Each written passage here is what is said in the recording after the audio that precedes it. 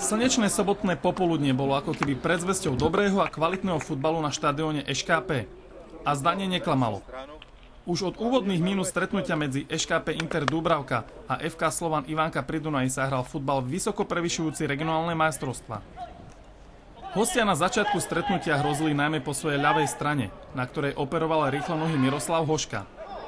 Najprv takto servíroval Lipnickému, ktorému však lopta v rozhodujúcej chvíli skočila. Následne po nedôraznom bránení okienku pohodlne odcentroval, Bereš prehral súboj a nikým nekrytý Lipnický prestrelil Eliáša. 0-1.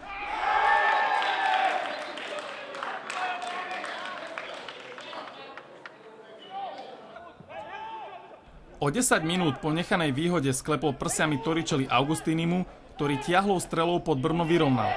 1-1.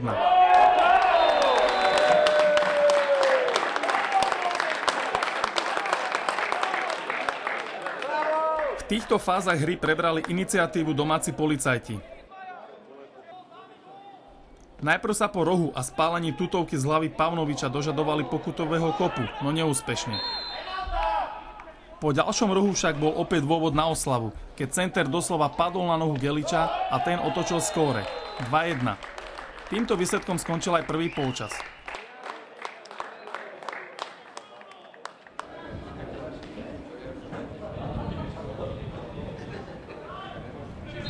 V tom druhom to najprv Šibalský skúšal Kordoš, no jeho efektný lob nebol efektívny.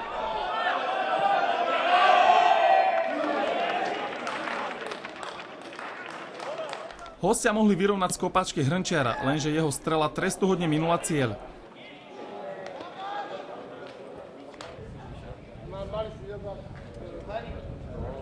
Že sa dá spáliť ešte väčšia tutovka nám dokázal hlavičkujúci Augustín, ktorý by si na tréningu po takejto šanci mohol urobiť rovno 50 kľukov. Spiaca obrana hostí na čele s Juraškom inkasovala po tretíkrát z kopačky Kordoša, keď nik z hostí nezachytil od polovice nakopnutú loptu.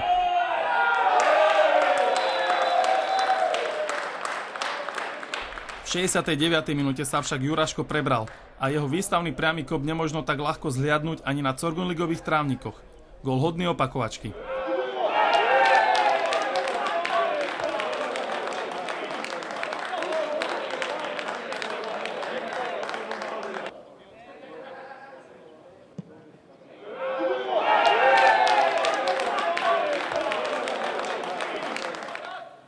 Hráči ŠKP však nechceli dopustiť drámu, chceli streliť štvrtý gól. Najprv však mierili tesne nad.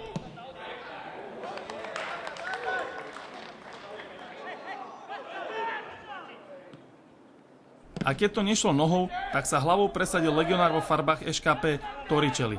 4-2.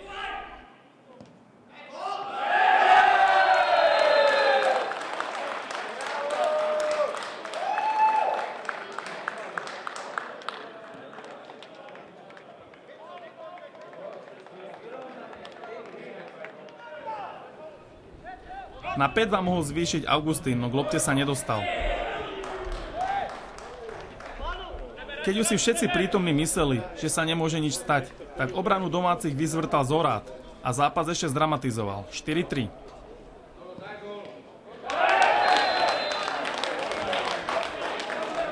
Keďže však už bolo neskoro, ŠKP nedovolilo súperovi z Ivánky pri Dunaji odviesť si ani bod a zvíťazilo v dramatickom zápase 4-3.